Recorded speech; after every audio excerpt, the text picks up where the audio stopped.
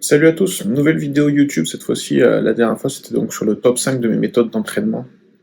Aujourd'hui ça va être sur mon top 5 des erreurs que je vois et que j'ai pu faire aussi en musculation.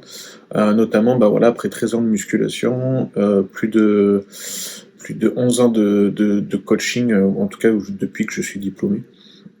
Je pense que voilà, j'ai envie de partager un petit peu cette expérience des erreurs qu'on peut faire, que j'ai commises et que je retrouve encore dans les coachings actuellement et que je retrouve aussi chez les nouveaux pratiquants. Je commence, alors il n'y a pas vraiment d'ordre en soi, même si j'ai essayé un peu de classer quand même suivant un ordre à peu près. La première erreur, c'est les blessures. Alors en soi, c'est pas une erreur parce que forcément, c'est pas quelque chose qu'on va chercher et quelque chose auquel on s'attend. Mais, euh, mais d'un point de vue personnel, je me suis blessé 2 fois, jamais à la salle. Bon, j'ai eu quelques tendinites liées aussi à l'activité quotidienne et qui sont, comment dire, qui se dégradent en plus à cause de l'entraînement parce que forcément il y a une tension qui est en plus qui est présente. Quelques blocages des trapèzes des fois qui arrivent aussi, mais ça reste minime. Les deux grosses blessures que j'ai, bah, c'est en 2014, première grosse blessure, où en faisant un foot en salle, un soccer, je me détruis le genou gauche. À ce moment-là, bah, je passe de 88 kilos à 67 kilos. Pourquoi? Bah, parce que j'ai pas su gérer ma blessure comme il faut. Donc c'est ça l'erreur en fait, c'est de pas savoir gérer les blessures comme il faut et de ne pas s'écouter en fait. Quand je dis ne pas s'écouter, c'est-à-dire que j'ai foncé. Moi. Je me suis dit ouais, il y a pas besoin de rééduc spécial, il y a pas besoin de faire tant de pataquès. Faut que j'avance. Il faut que je sois à la salle. Il faut que je fasse ci, ça ou ça dans ma vie. Et puis finalement, bah, on se retrouve maintenant en 2022. Donc il y a plus de il y a 8 ans maintenant, et j'ai encore mal au genou parce que j'ai mal géré l'après, le tout de suite vraiment court terme l'après. Donc ouais, c'est un conseil que j'ai à vous donner là-dessus, bah, c'est écouter votre corps. Entourez-vous de spécialistes et de bons spécialistes, hein, pas le Charlot du coin.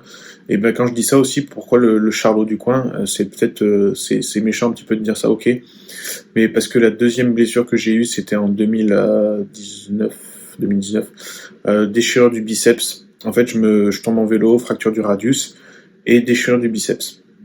Donc la fracture du radius, elle est détectée directement, radio et tout.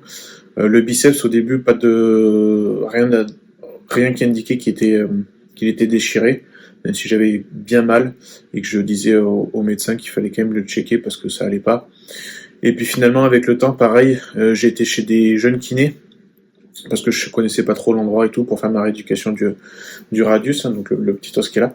Et, euh, et en fait, il s'avère que c'est potentiellement eux qui ont accentué en tout cas la déchirure au biceps. Il devait y avoir sûrement une micro-déchirure. Et en fait, ils m'ont fait faire des exos pour renforcer du coup le radius qui ont complètement déchiré le biceps. Donc là, c'est aussi donc le conseil qui s'ensuit, bah voilà, faites attention chez qui vous allez, faites attention qui est-ce que vous allez voir, mais n'hésitez pas non plus à passer des examens et pas, c'est jamais pour rien dans ce cas-là. Par contre, une chose que j'ai appris aussi avec cette blessure au biceps, c'est le travail en unilatéral derrière. C'est-à-dire qu'en fait, je me suis pas arrêté de m'entraîner derrière, bon, pour le genou non plus, donc c'était pas forcément très intelligent, mais pour le biceps, ce que j'ai fait, c'est que pendant 6-8 semaines à peu près, j'ai tabassé les jambes, hein, forcément, parce que je pouvais faire ça normalement. Mais sur le haut du corps, en fait, je faisais des séances dans la semaine où je travaillais qu'en unilatéral du côté gauche. Et mine de rien, le retour normal à la normale après, quand j'ai pu reprendre tout doucement le bras droit, eh bien, j'ai récupéré plus vite. La masse, elle est pas partie tant que ça. Alors, il y a beaucoup, je pense, qui suivent Michael Gundil, avec qui j'ai fait des podcasts. Il en parle beaucoup, Michael Gundil, de cet intérêt-là, de s'entraîner en unilatéral quand on est blessé. Et en tout cas, pour ma blessure du biceps, je peux dire que ça fonctionne et que j'ai mieux récupéré. Maintenant, après, je peux pas dire qu'on est, donc ça fait 3 ans. Honnêtement, le biceps droit, il est un petit peu encore, il est en retard, notamment en termes de force, en termes de certaines choses. J'ai un petit décalage encore entre les deux, donc bah, voilà, c'est quelque chose sur lequel il faut travailler. La deuxième erreur que je note, c'est l'ego lifting. Moi, j'ai une période je pense après que j'ai été diplômé, notamment, jusqu'à mes 20 ans, donc de 18 à 20 ans, je dirais, où là j'étais concentré sur l'ego lifting, parce que à la salle c'était un petit peu la, on se tirait la bourre. J'avais même installé du coup dans la salle où je bossais des panneaux un peu comme on peut voir aux États-Unis pour voir qui est-ce qui poussait le plus, etc., etc. Je faisais des concours chaque mois, etc. Mais en soi, en fait, c'est là où physiquement, j'ai pas forcément progressé. Parce que, ok, mes barres, elles montaient, je sais pas, ben, justement, avant que je me pète le genou, j'étais monté à 200 en squat. Ok, c'était cool, c'est peut-être ça d'ailleurs qui m'a fragilisé et qui a fait que je me suis blessé après. Mais en termes de physique, bah, c'est pas là où j'ai progressé le mieux, je pense en tout cas, et puis surtout que bah, derrière, hein, surtout à cause des blessures, bah, j'ai régressé entre guillemets, ou en tout cas j'ai pas progressé sur ce temps-là. Et c'est un problème que je vois de plus en plus sur les réseaux sociaux, c'est que les gens se focus sur le PR. Faut battre son PR à chaque séance, etc., etc.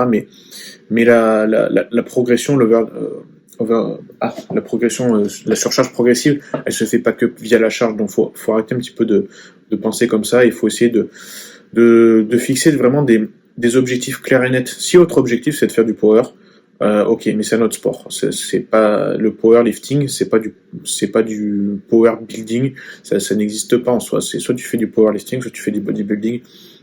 Donc moi, ce que je vous conseille, c'est d'être cohérent par rapport à votre objectif. Si votre objectif, c'est de battre des PR chaque jour, c'est de faire de la performance physique. Bah dans ce cas, ok, il faut se concentrer là-dessus. Il faut faire les trois mouvements principaux dans la semaine. On les répartit bien, on se fixe, on planifie des séances, enfin des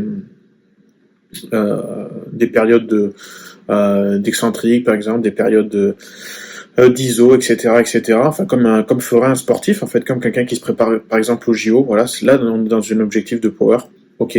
Mais dans le bodybuilding, on est là pour construire, on n'est pas là pour détruire. Donc, il n'y a aucun intérêt de faire ça. Et donc, là, vraiment, ce que je vous conseille, c'est de fixer votre but réellement. Et puis, un autre truc que j'ai envie de vous dire, c'est que je vais paraphraser Rémi Gaillard, mais en fait, c'est en faisant n'importe quoi qu'on devient n'importe quoi physiquement. Donc voilà, ayez des objectifs et des buts précis et comportez-vous de manière cohérente par rapport à ça. Une autre erreur, donc la troisième, que j'ai fait à mes débuts, c'est que chaque année, c'était comme vous pouvez le voir encore, hein, je pense que ça se fait encore, c'est l'été on sèche. D'ailleurs, c'est des sèches approximatives. Hein, il y a que le mot qui ressemble à une sèche. Hein, en soi, c'est pas des vraies sèches de compétition en tout cas. Et là, l'hiver, on fait de la prise de masse. Et en fait, qu'est-ce que ça donne à moyen long terme? Bah, ça donne qu'on ralentit la progression, en fait, tout simplement. Pourquoi? Parce qu'on se donne pas le temps nécessaire à notre progression. Et notamment, souvent on fait ça quand on débute. Et quand on débute, c'est là que le corps, de toute façon, réagit le mieux. Donc il faut profiter de ce temps-là pour optimiser, pour maximiser les gains qu'on peut faire, et pas de dire tous les 3 mois je vais faire une sèche, enfin voilà, c'est ridicule, on perd du temps.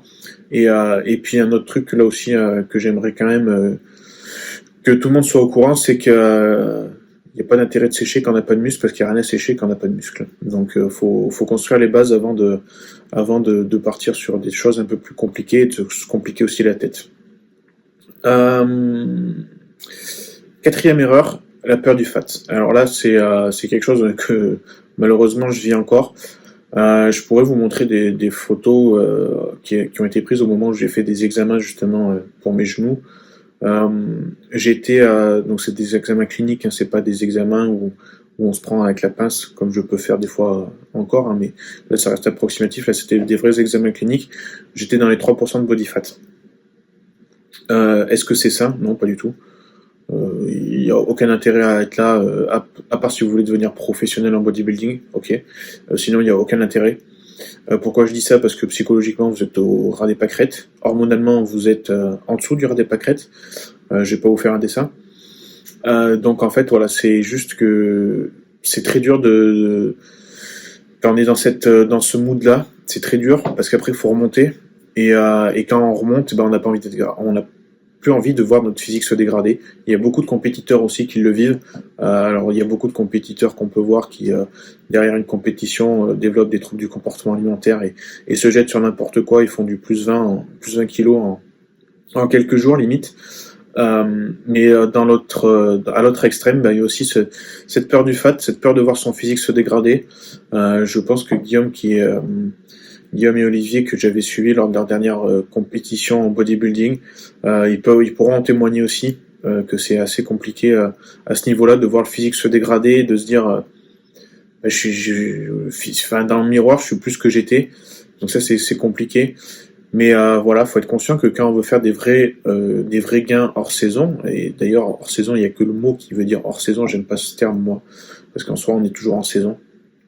Euh, il faut accepter de prendre du tissu un petit peu adipeux, et surtout on va faire plus de rétention d'eau, il y a plein de paramètres.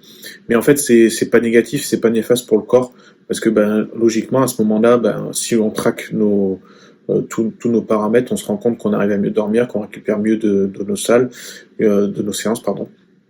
Et donc voilà, faut rester. Si on reste dans le contrôle en fait de sa prise de masse avec des aliments sains, avec quand même les moments sociaux et qui peuvent être plaisir en allant manger à l'extérieur, en profitant, comme certains disent, un peu plus de la vie, même si c'est pareil, ça reste subjectif hein, et propre à chacun. Et tout simplement optimiser voilà le hors saison, les périodes où on n'est pas en restriction calorique pour se dire bon là quoi qu'il arrive, même si ok je vais pas looker comme un modèle sur muscle et fitness de l'époque, mais je vais être dans un mood en tout cas qui sera meilleur parce que je suis mieux, mes articulations elles vont mieux parce qu'il y a plus de glycogène dans le corps et qu'il y a plus de rétention d'eau du coup, etc. Donc faut avoir cette vision à long terme en fait en se disant bon là j'ai réussi à être sec, ce que j'ai fait je serai capable de le faire, et de le faire encore mieux. Et pour ça, ça passe par faire un hors-saison qui est contrôlé, qui est bien contrôlé, et où ça va bien se passer en fait, tout simplement. Parce que si je suis déjà arrivé à être sec à un certain niveau, j'y arriverai une deuxième fois, c'est pas le souci quoi. Dernière erreur, la cinquième, et là je pense que c'est celle la plus commune, celle que je vois le plus, et celle que je reproduis encore le plus malheureusement, c'est le manque de repos.